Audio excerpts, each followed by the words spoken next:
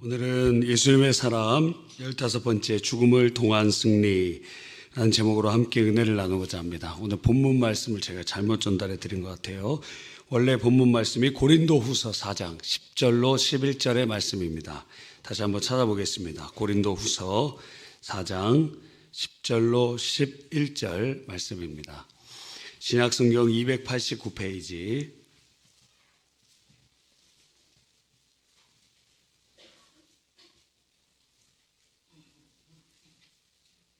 네, 잘 안 찾으면 성경책 갖고 오고 싶지가 않잖아요. 그렇죠? 잘 찾으시기 바랍니다. 화면 나와도. 289페이지. 자, 같이 합독하겠습니다. 우리가 항상 예수의 죽음을 몸에 짊어짐은 예수의 생명이 또한 우리 몸에 나타나게 하려 함이라. 우리 살아있는 자가 항상 예수를 위하여 죽음에 넘겨짐은 예수의 생명이 또한 우리 죽을 육체에 나타나게 하려 함이라. 아멘. 예수의 죽음을 몸에 짊어졌다는 것은 무슨 의미인가? 크게 두 가지입니다. 첫 번째는 복음 때문에 받는 고난을 의미합니다. 복음 때문에 우리는 예수의 죽음을 몸에 짊어진다는 거예요.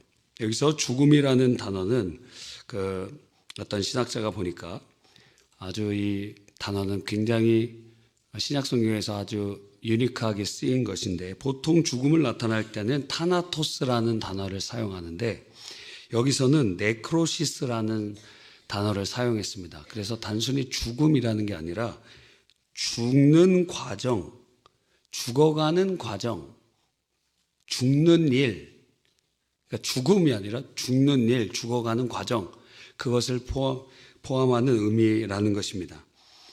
그래서 이 바울의 사도직을 수행하는 그 삶은 이게 죽어가는 일이었고 고난을 당하는 일이었고 고통스러운 일이어서 주님의 고난에 동참하는 삶이었습니다. 그래서 고린도후서 1장 8절로 9절에 보면, 형제들아 우리가 아시아에서 당한 환난을 너희가 모르기를 원하지 아니하노니 힘에 겹도록 심한 고난을 당하여 살 소망까지 끊어지고 우리는 우리 자신이 사형 선고를 받은 줄 알았으니. 그러니까 거의 막 죽을 것 같이 힘들었다는 것입니다. 고린도후서 11장 23절로 27절은 더욱 구체적으로 설명합니다. 그들이 그리스도의 일꾼이냐? 정신없는 말을 하거니와 나는 더욱 그러하도다. 내가 수고를 넘치도록 하고 옥에 갇히기도 더 많이 하고 매도 수없이 맞고 여러 번 죽을 뻔하였으니, 유대인에게 40에 하나 감한매를 5번 맞았으며 3번 태장으로 맞고 1번 돌로 맞고 3번 파손하여 일주야를 깊은 바다에 지냈으며 여러 번 여행하면서 강의 위험, 강도의 위험, 동족의 위험, 이방인의 위험, 시내의 위험, 광야의 위험, 바다의 위험, 거짓 형제 중의 위험을 당하고 또 수고하고 애쓰고 여러 번 자지 못하고 줄이고 목마르며 여러 번 굶고 춥고 헐벗었노라. 그래서 그 고난을 당한 것, 복음을 위하여, 주님을 위하여 고난당한 것을 예수의 죽음을 짊어졌다는 것입니다. 죽음, 죽어가는 것. 내가 이 고난을 통해서 죽어가고 고통당하고 고난당하고 그랬다는 것입니다. 그래서 짊어졌다는 단어는 또 원어적으로 관을 매는 자들을 가리킬 때 사용하는 거예요. 관을 맨다는 거예요. 관을 맨다. 예수의 짊어짐을, 예수의 죽음을 나에게 짊어졌다. 관을 매듯이. 그렇게 하는 표현이라고 하는 것입니다. 고난은 모든 사람이 다 당합니다. 타락한 이후에 이 땅이 저주를 받아서 가시와 엉겅퀴를 내고 그냥 살아있으면 고통이 찾아옵니다. 가난이 오고 질병이 오고 인간관계의 문제와 무지로 인한 고통과 뿐만 아니라 인간에게 가장 큰 고통은 죽어가는 것입니다. 우리의 젊음이 사라지고 점점 죽어가는, 가만히 있어도 고통과 고난이 저절로 찾아오게 됩니다. 그러면 선택하십시오. 그냥 가만히 있어서 고난 당할 것인지 주를 위해 고난을 당할 것인지 여러분이 선택하십시오. 어차피 우리는 녹슬어 버려지거나 닳아 없어지거나 둘 중에 하나라는 거예요. 그러니까 고난이란 게 우리 겪고 싶지 않은 것인데 가만히 있어도 찾아온다니까요. 자연재해가 찾아옵니다. 동일본에 사는 것이 무슨 죄가 있습니까? 그런데 동일본 대지진이 일어나면서 사람들이 만 몇천 명이 죽고, 고베에 살았던 것이 무슨 잘못입니까? 고베에 지진이 일어나서 수천 명이 죽고, 그런 일들을 우리가 보는 것입니다. 이란에 있는 것이 무슨 잘못입니까? 이란에 있는 것 때문에 수만 명이 학살당하고 고통당하고 있는 것입니다. 북한에 태어난 것이 무슨 잘못입니까? 그래서 어릴 때로부터 이 주체사상에 쇠뇌되고 고난의 행군을 하고 죽어가고 어려움을 당하는 것입니다. 어디에 태어나든지. 그럼 미국에는 없을까요? 미국 사람들은 병원 가기를 무서워합니다. 왜? 너무도 비싸서. 아기 한 명 나면 1,000만 원, 2,000만 원 들어요. 아기 그냥 출산하는데, 제왕절개 수술이 아닌데. 그러니까 굉장히 어렵고, 그리고 뭐 MRI 여러분이 쉽게 하는 뭐 CT 이런 것도 몇백만 원, 몇천만 원까지도 들고, 거기 우리 선대 목사님 친구분, 거기 이 치료하는 게 너무 비싸갖고 한국에 나와서 이 치료하는데 선대 목사님이 이렇게 도와주신 걸로 알고 있습니다. 결국에는 그 딸이 치과 의사가 됐어요. 아들은 응급의 의사가 되고, 미국에서 말입니다. 고통이 있다는 거예요. 이 세상 행복을 우리가 추구하지만 고통이 있습니다. 아니, 아무것도 그게 없더라도 나이가 들면 몸에 힘이 빠져가고, 그리고 옛날 같지 않고 무릎도 쑤시고 허리도 아프고 손목도 아프고 두통도 생기고 그렇게 되는 것을 봅니다. 그래서 고난이라는 것이 이 저주받은 세계의 기본값인데, 그렇다면 그냥 가만히 앉아서 녹슬어서 고난을 당할 것이냐, 아니면 주님을 위하여 고난을 받을 것이냐, 선택하라는 거예요. 고난은 고통이고 참 괴로운 일이고 악입니다. 고난을 미워할 필요가 없어요. 고난을 통해서 하나님이 일하시고 깨닫게 하시고 변하시기 때문에 고난을 통해 우리가 배워가는 거지만, 고난 자체는 악입니다. 고통 자체는 악이에요. 악. 병원에 입원해 보십시오. 얼마나 괴로웁니까? 예? 그것 자체는 악이라고. 가난 자체는 악이라고. 질병 자체는 악이라고. 그런데 그것조차도 하나님께서는 선하게 바꾸시기 때문에 하나님께 감사하는 것입니다. 여러분이 만약 주님을 위해 고난을 선택하고 주님을 위해 고난을 당한다면 여러분은 구원받은 확실한 증거입니다. 구원의 확신의 증거가 여러 가지 있지만, 여러분이 고난 당하는 것 자체가, 예수님 때문에 고난 당하는 것 자체가 구원받은 확실한 증거입니다. 마태복음 5장 10절에 보니까 의를 위하여 박해받는 자는 복이 있나니 천국이 그들의 것입니다. 의를 위하여 박해받는 자, 복음을 위하여 박해받는 자, 천국은 여러분의 것입니다. 여러분은 구원에 확실합니다. 갈라디아서 6장 17절에 보면 바울 사도는 자신에게 예수의 흔적이 있다고 이야기하죠. 이후로는 나를 누구든지 괴롭게 하지 말라. 내가 내 몸에 예수의 흔적, 스티그마가 있다라는 거예요. 제가 여러 번 비유한 내용입니다. 제가 그 철로역정, 우리 구역장 세미나 할 때도 철로역정 한번 쭉 살펴봤잖아요. 근데 그때 저희 자녀들이 어렸기 때문에 애들한테도 철로역정을 어떻게 설명할까 보니까 철로역정 애니메이션도 극장에서 개봉을 해서 그거 보러도 갔습니다. 재밌게 봤죠. 바로 그 전이었어요. 그래서 유튜브에 그런 것들이 있나 보니까 있더라고요. 근데 많진 않아. 근데 거기에서 어떤 영상을 봅니다. 예수 믿는 사람들이 처음에는 아무것도 모르는데 어떤 사람에게 전도받아서 성경책을 봤는데, 성경책을 읽으면 읽을수록 자기의 등에 짐이 하나도 없었거든요. 그런데 짐이 있다는 걸 깨닫고 짐이 점점 커집니다. 성경을 읽으면 읽을수록 자기의 죄를 인식하기 시작하는 것이죠. 그래서 이 죄를 어떻게 해결할까? 그래서 성전산으로 올라가요. 시온산으로 올라가요. 율법산으로 올라가요. 그런데 그 율법산에 올라가지도 못하지만 거기에서는 거의 막 번개가 치고 우레가 치면서 거기에 어떻게 그것으로 그 짐을 해결할 수가 없습니다.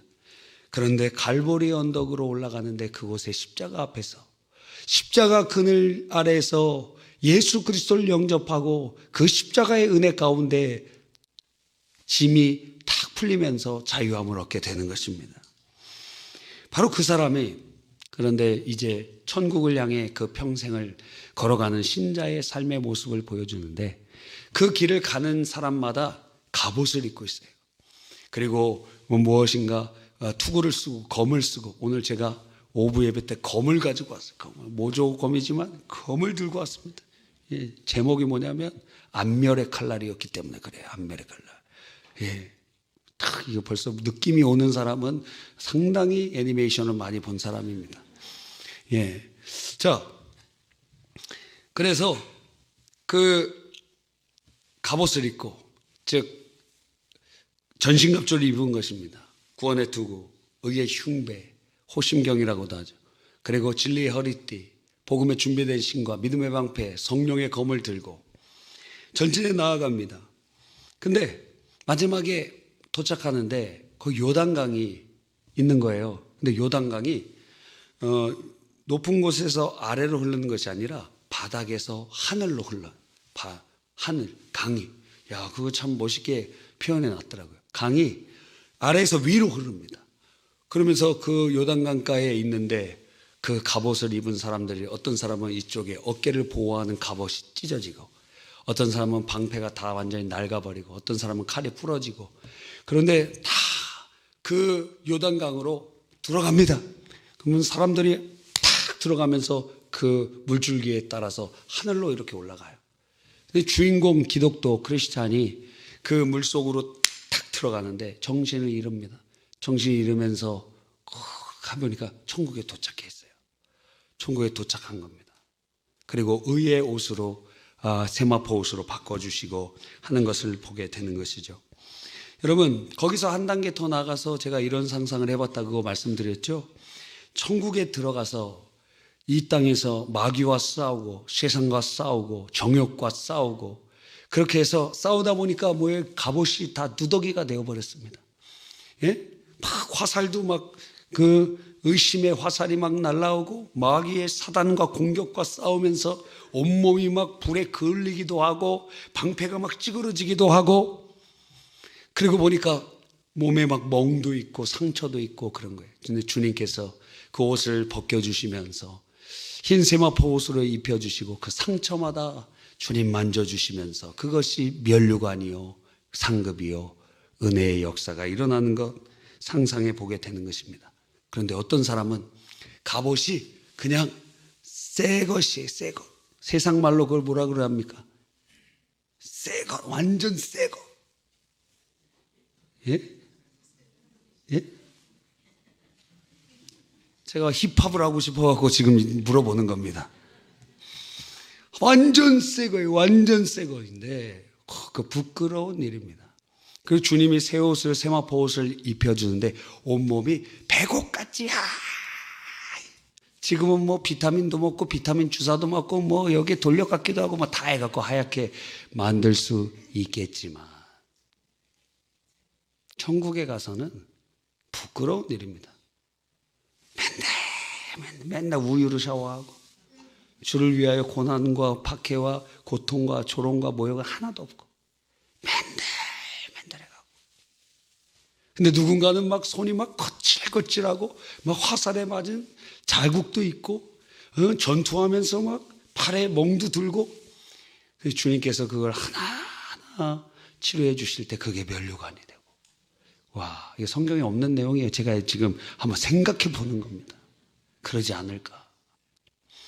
여러분, 그러니까 저는 그런 의미에서 이 복음과 함께 고난을 받는 사도 바울의 그 모습은 참으로 아름답습니다. 그래서 디모데 전후서에서 바울 사도가 믿음의 아들 디모데에게 복음과 함께 고난을 받아라.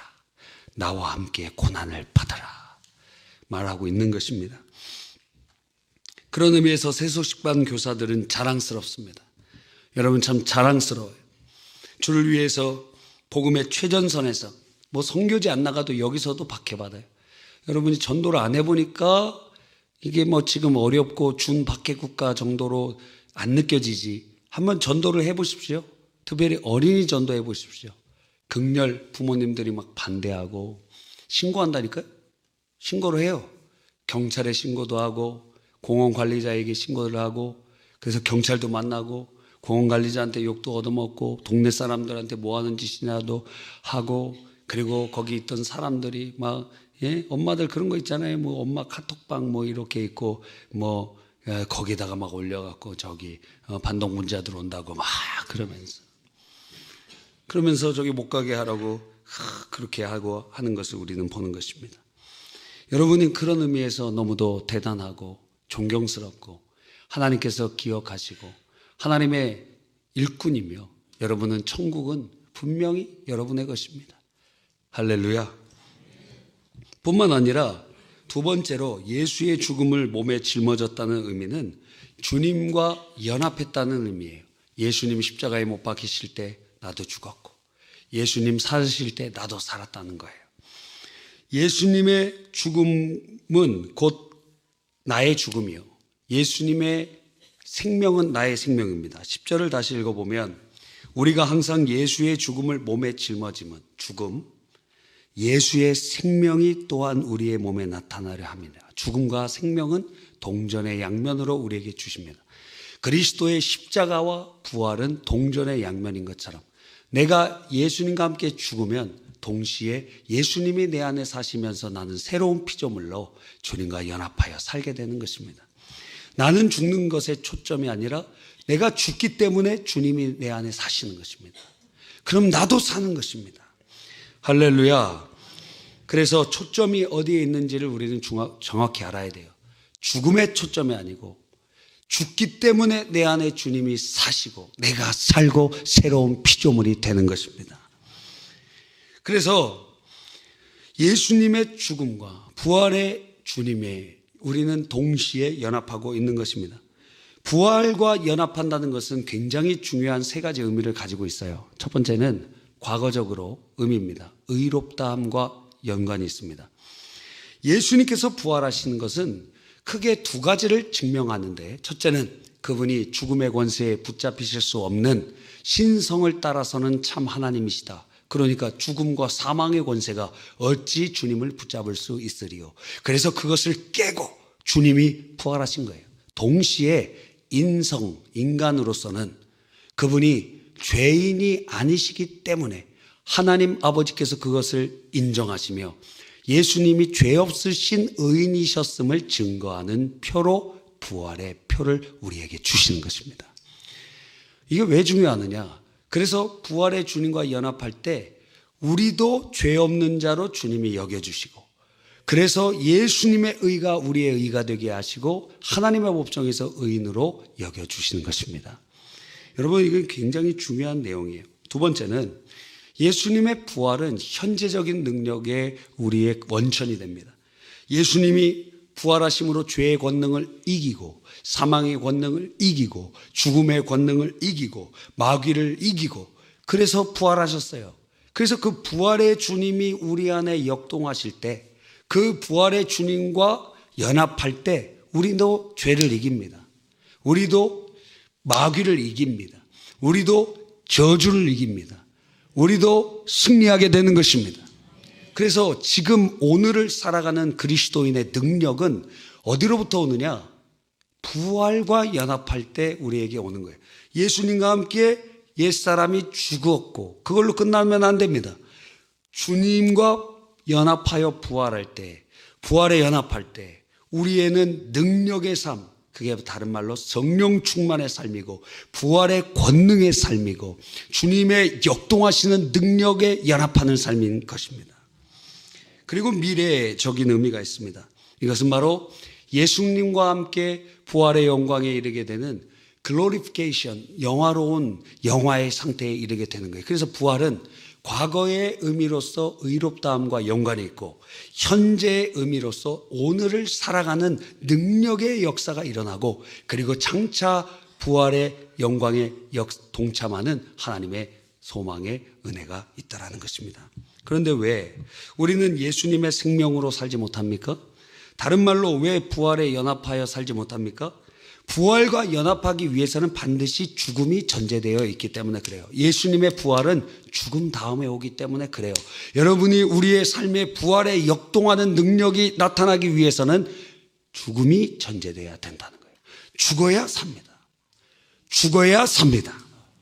할렐루야. 그래서 나의 죽음을 믿고 받아들이지 않기 때문에 부활의 주님과 연합한 예수님으로 사는 생명의 삶이 나타나지 않는 것입니다. 한 발자국도 못 나가는 거예요. 그래서 우리는 깨달아야 됩니다. 주님이 얼마나 위대하신 분이며 우리를 구원하시기 위하여 십자가에서 하신 일이 무엇인지, 그러면서 동시에 그분이 성령으로 우리 안에 거하신다는 것, 그것을 알 때에 우리는 이 예수님과 함께 죽는 죽음의 역사가 일어나게 됩니다. 하나님 앞에서 우리는 여전히 죄를 지을 수 있을까요? 참, 눈 감고 마치 요나처럼 배 밑바닥에 있으면 하나님 모르시겠지, 성경 덮어놓으면 주님 모르시겠지. 우리가 그래요. 요나처럼 매일 그렇습니다.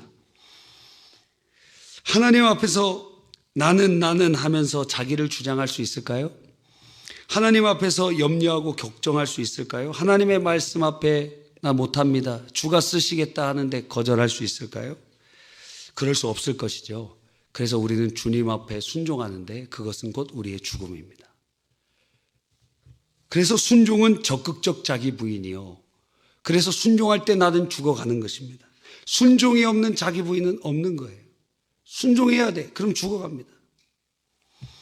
이 죽음은 육신이 죽고 난 다음에 경험되는 것이 아니라 예수님을 믿을 때부터 시작되는 것입니다.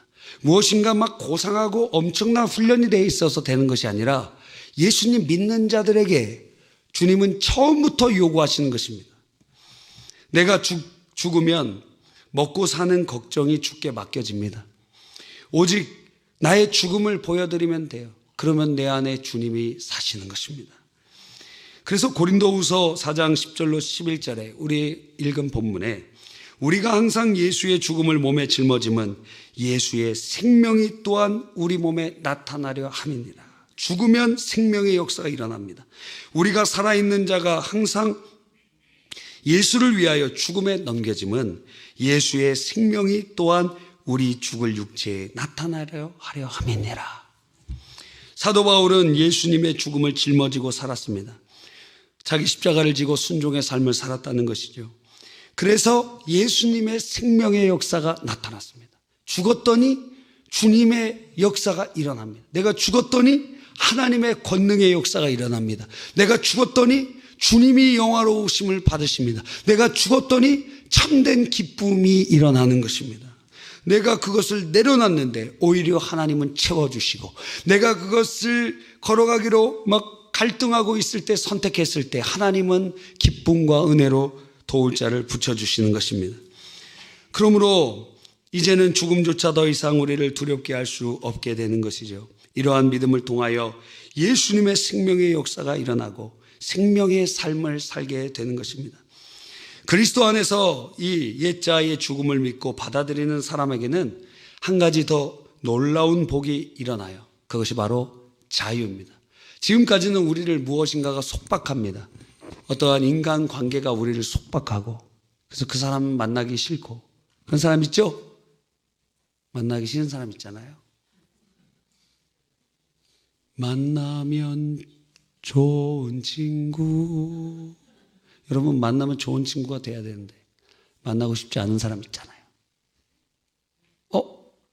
오늘 옆에 앉았네?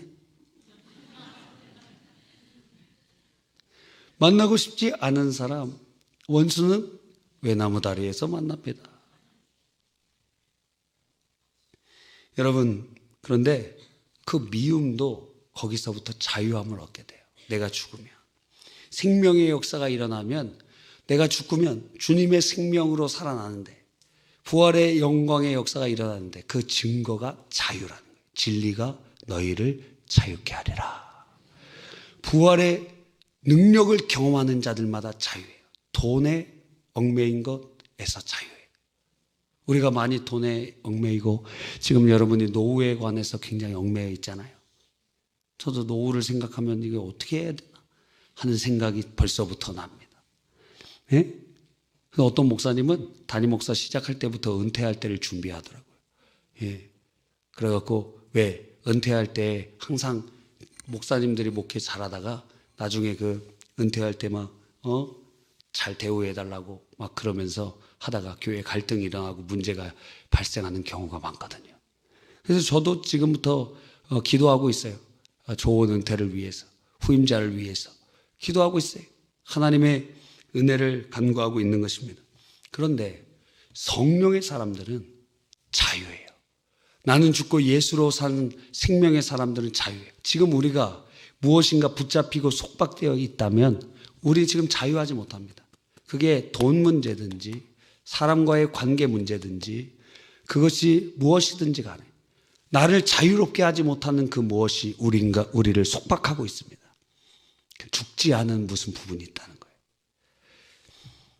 그 어떤 허드슨 테일러 중국 내지 선교를 하였던 그 선교사 후임자가 그 사람은 굉장히 재산도 많고 그랬던 사람인데 다 기부하고 헌신합니다.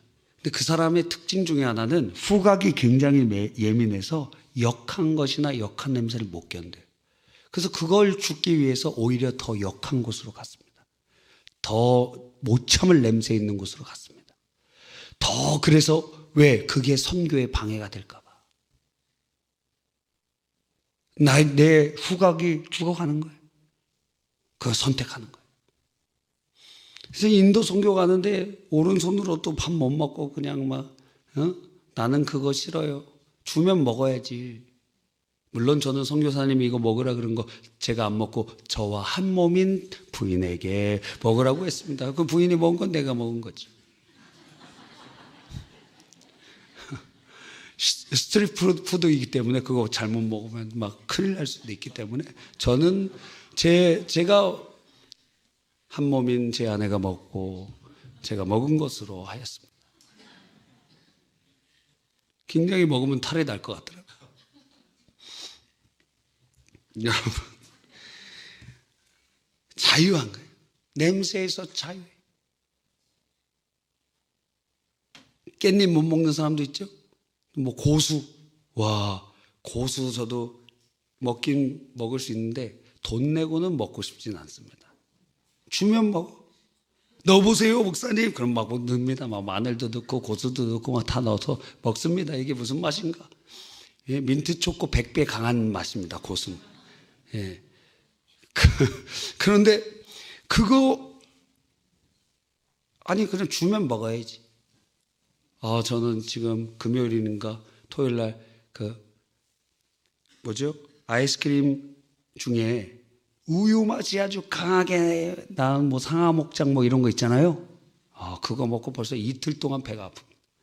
몇 숟갈 안 먹었는데 우유가 안 맞잖아요. 제가 유제품이 안 맞고 또 이 돼지고기 잘 안 맞는데 그래도 뭐 저희 아내 저도 먹고 싶었고 저희 아내도 먹고 그래서 제가 먹었는데 바로 탈이 나더라고요. 그런데 뭐 탈 나든지 말든지 선교하는데 예? 제가 돼지고기 못 먹는데 돼지고기 주면 먹어야 됩니까? 당연히 먹어야지. 탈 나든지. 저 인도 선교 갔을 때 일주일 내내 배가 아팠어요. 근데 뭐 배 아프면 뭐 어쩔 거예요? 약 먹고 밥 먹고 또 약 먹고 밥 먹고 그럼 뭐 얘기할 필요도 없어. 저 아파요 뭐 그럴 필요도 없어. 그냥 가면 돼. keep going 하면 되는 거예요. 절절 매지 말고 그냥 가면 되는 거예요. 가면 되는 거예요. 난 밥 못 먹어요.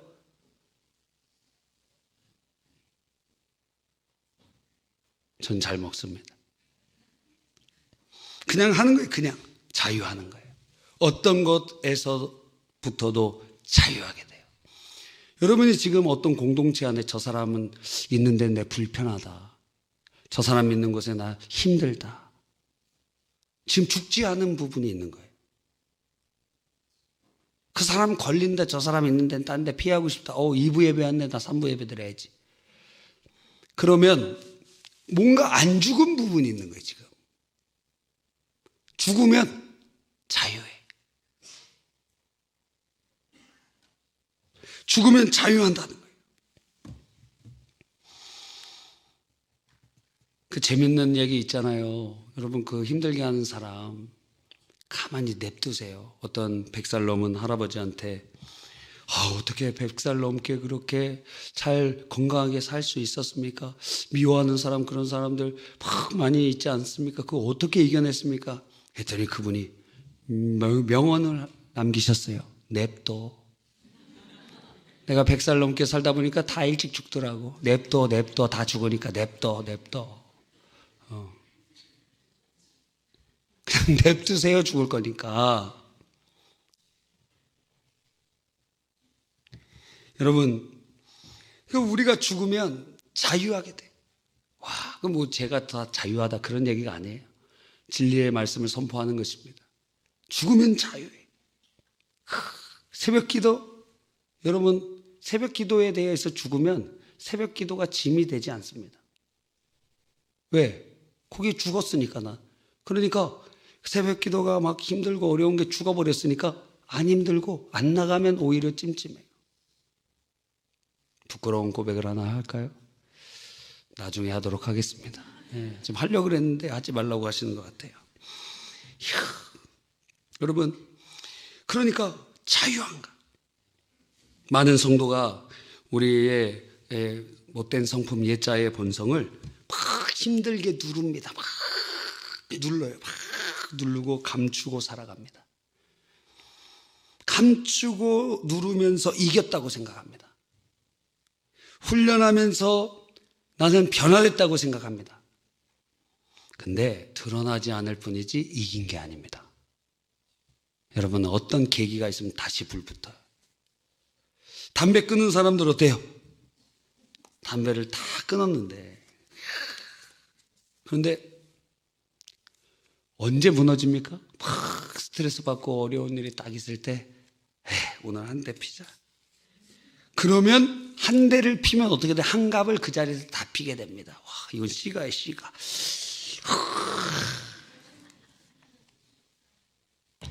여러분, 누르는 것은 이긴 게 아닙니다. 제어하는 것은 죽은 게 아닙니다. 왜? 그것은 자유하지 않으니까. 여러분이 알잖아요. 나는 지금 누르고 있느냐, 제어하고 있느냐, 통제하고 있느냐. 여러분은 자신을 살펴보십시오. 자유한가? 속으로는 찡그리고 겉으로는 웃습니다. 그런 사람들에게는 자유와 기쁨이 아니라 신앙생활이 스트레스가 됩니다. 이런 사람이 목회자가 되면 병들어 죽는 거예요. 겉과 속이 달라지니까. 항상 위장해야 되니까. 여러분도 맨날 화장하니까 어때요? 피부가 막 답답해 하잖아요. 그죠? 화장을 해야 됩니다. 매일매일 가면을 써야 됩니다. 답답해.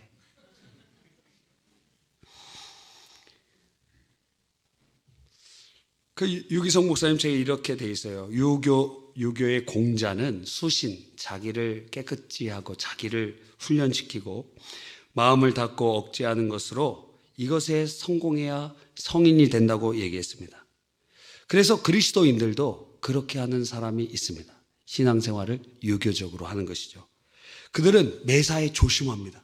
이거 실수하면 어떡하지? 이렇게 하면 죄 지으면 어떡하지? 항상 조심하면서 해요. 뭐가 없어요? 자유함이 없다고. 그러나 예수님의 참된 제자들은 자신의 내면을 드러내면서도 두려워할 것이 없습니다. 왜냐하면 예수님 안에서 이미 죽은 자가 되었기 때문입니다. 그래서 나의 겉모습과 안의 모습이 일치가 되게 돼요. 그래서 이렇게 딱 보면 됩니다. 여러분이 왜 자녀들이 이 자리에 같이 나와야 될 거 아니에요. 자녀들이 같이 안 나온다. 둘 중에 하나입니다. 교회의 모습과 집의 모습이 다르기 때문에. 애들은 부모의 말을 듣지 않고 부모의 등을 바라본다는 얘기가 있거든요. 그러니까 이중적이야. 이중적이니까 신앙생활은 열심히 하는데 그런데 삶의 모습은 바뀌지 않아 있습니다. 그럼 자녀들은 신앙에서 이탈되게 됩니다. 하나님은 안 계시다고 느끼니까. 그래서 우리의 겉과 우리의 속이 일치가 되면 자유함을 누리고, 그것은 언제 이루어지느냐? 믿음으로 예수님과 함께 내가 죽을 때 내 안에 주님이 사셔서 우리도 새로운 피조물로 자유함을 누리게 된다는 것이, 그게 믿음으로 된다. 믿음으로 시작되고 성령을 따라 삶으로 확대되게 되는 것입니다. 주님 뜻이 내 뜻이 되고 내 뜻이 주님 뜻이 됩니다. 그러면 주님이 약속해 주셨죠? 내 말이 너희 안에 거하고 너희가 내 안에 거하며 무엇이든지 원하는 대로 구하라. 그리하면 이루리라. 기도한 것마다 응답되고 매일의 삶의 기쁨의 열매가 맺히며 주님 한 분만으로 행복하고 참 자유와 승리를 누리게 되는 것입니다. 여러분은 지금 억누르고 통제하고 제한하고 있습니까? 그건 신앙생활이 아니고 율법 생활입니다. 죽어버려야 자유합니다.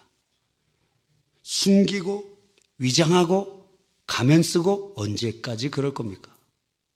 언제까지 그렇게 위선적으로 살 겁니까? 죽어버려면 내 안에 주님이 살아나십니다. 믿음으로 주님 앞에 내 삶을 드리십시오. 난 죽었습니다. 나의 혈기도 예수님과 함께 죽었습니다. 미워하고 원수 맺는 것도 예수님과 함께 죽었습니다. 주님, 저 아시죠? 내 안에 주님 살아계시오니 주님 역사하소서. 나의 옛자가 일어날 때마다 믿음으로 선포하세요. 하나님이 일하시기 시작합니다. 하나님이 역사하시기 시작합니다. 의의 도구로 주님 앞에 맡겨드리는 것입니다. 그러면 그렇게 믿음으로 주께 맡기면 주님이 성령으로 우리의 의지에 기름을 부어주시면서 순종으로 이끌어 가세요. 표면적으로 우리가 순종하지만 내면적으로 성령이 역사하시며 그 시작점이 믿음이라는 거예요. 여러분 자유하시기를 간절히 바랍니다. 죽음으로써 얻는 승리의 삶이 우리 안에 있기를 간절히 바랍니다.